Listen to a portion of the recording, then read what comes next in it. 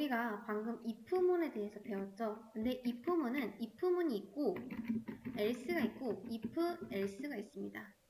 이 차이점 좀 알려드릴게요.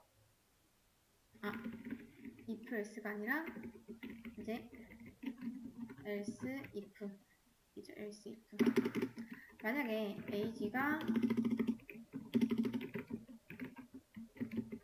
20살이다 라고 했을 때 처음에 뭐 age가 20살일 때 간단하게만 써볼게요. 이해가 쉽게.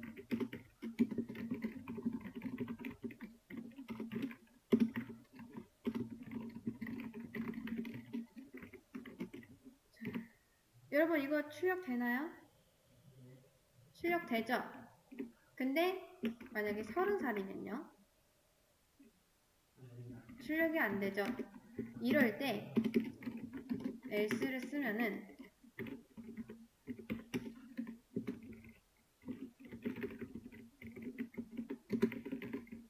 요런 거 쓸 수가 있어요. 이렇게 20살 아니면 그 외가 나오게 하고 싶을 때, 그러니까 조건을 안 따지고 얘가 무조건 출력이 됐으면 좋겠을 때 이제 else를 쓰면 됩니다. 근데 그게 아니라 만약에 이 나이대를 좀 더 다양하게 쓰고 싶어요. 여러분이 이때 else if를 쓰시면 됩니다. 자, 예를 들어서 else if는 두 번째 조건, 그러니까 이 조건이 만약에 틀렸다 그러면 두 번째 조건을 봅니다. 두 번째 조건을 이렇게 봐요. 그러면 여러분 이거는 맞는 말인가요? 틀리죠? 자, 자바스크립트가 딱 여기까지 읽어봐요. 읽어보는데 조건문이 틀렸어요. 그러면 여기는 거들떠보지도 않고 자, 이거 패스하고 이제 두 번째 조건문을 봅니다. 두 번째. 자, 두 번째 조건문을 봤는데 여러분 이거 맞는 말인가요? 그러면 이제 여기를 실행해요. 그리고 나서 끝냅니다. 이제 여기는 쳐다보지도 않아요. 쳐다보지도 않고 여기 맞는 말이구나 라고 하면서 여기를 실행해버리면서 프로그램이 끝납니다. 그럼 과연 자 이렇게 했을 때랑 이제 else를 한번 잠깐 지워볼게요. 자 if else 이렇게 해도 되거든요. else는 무조건 안 써도 돼요. 구조가 이렇습니다. 최종 구조는 if, else 이런 식으로 많이 쓰는데 if, else 써도 되고요. 그 다음 if, else, if 써도 되고요. 근데 else, if가 먼저 나오는 거 안 되고요. else가 먼저 나오는 거 없습니다. 무조건 if부터 시작해요. if 뒤에 else, if가 붙거나 else가 붙거나 둘 중 하나입니다. 이해되실까요? 그럼 이렇게만 놓고 볼게요. 여러분 과연 이거랑 무슨 차이가 있을까요? 사실 얘도 잘 보시면 이게 참여 아니면 실행 안 합니다. 그리고 얘도 참여 아니면 실행 안 해요. 참이면 실행하고요.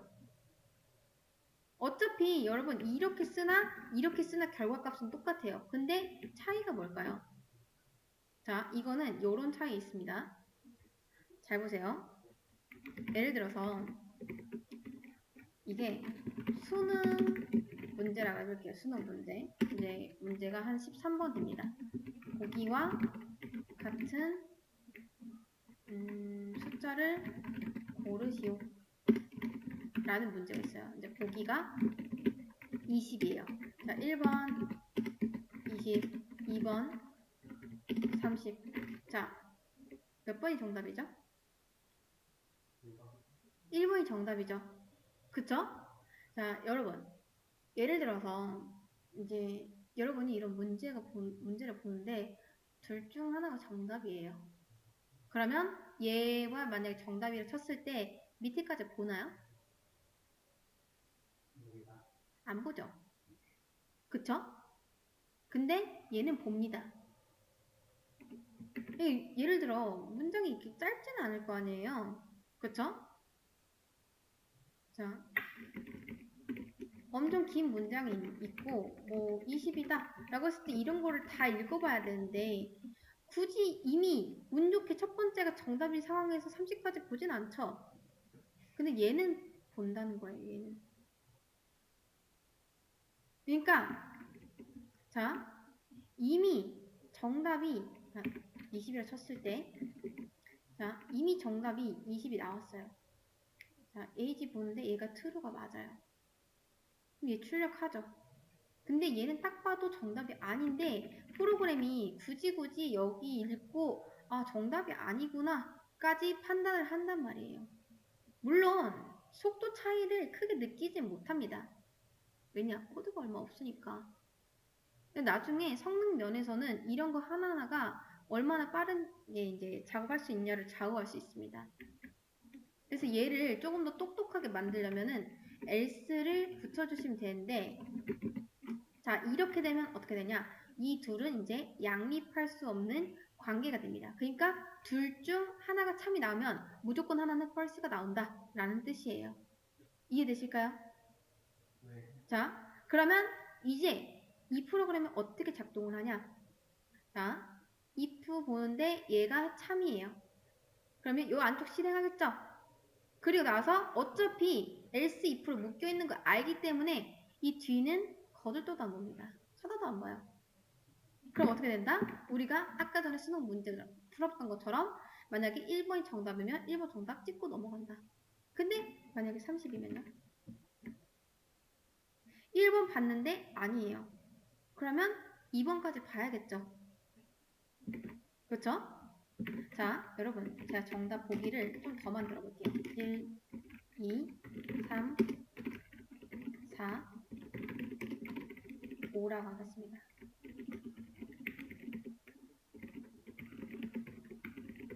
자, 이렇게 있어요. 그리고 보기가 50이에요. 50. 자, 똑같이 만들어 볼게요. 50.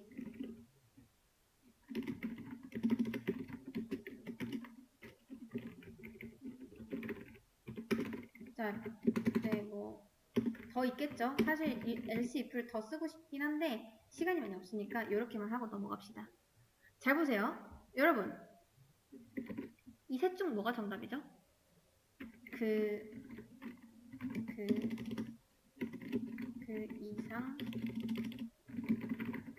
이상입니다. 라고 하겠습니다. 자, 요렇게. 여기도 이렇게 할게요. 자, 뭐가 맞죠? 그쵸, 그 이상이 맞죠? 얘는요? 그쵸, 얘도 else가 나와야 되죠. 근데 잘 보세요. if, else, if, else. 그러면 if랑 else 쓰는 거랑 그 다음 if랑 else, if 쓰는 거랑 뭐가 다른지 한번 볼게요. 자, 잘 보세요. 우리가 문제를 보는데 1번 보니까 정답이 아니에요. 근데 2번도 보니까 정답이 아니에요. 3번도 4번도 정답이 다 아닙니다. 자, 얘도 정답이 아니에요. 그러면 어차피 이 보기가 5개밖에 없죠. 1, 2, 3, 4가 아니다 라고 확정을 지은 상태에서 5번 읽을 필요 있나요? 그러니까 얘랑 얘가 아닌데 답이 얘까지 굳이 읽을 필요 있나요? 1, 2, 3, 4가 아니면 누가 정답이죠? 5번이 정답이겠죠? 이해되시나요? 네, 똑같은 거예요.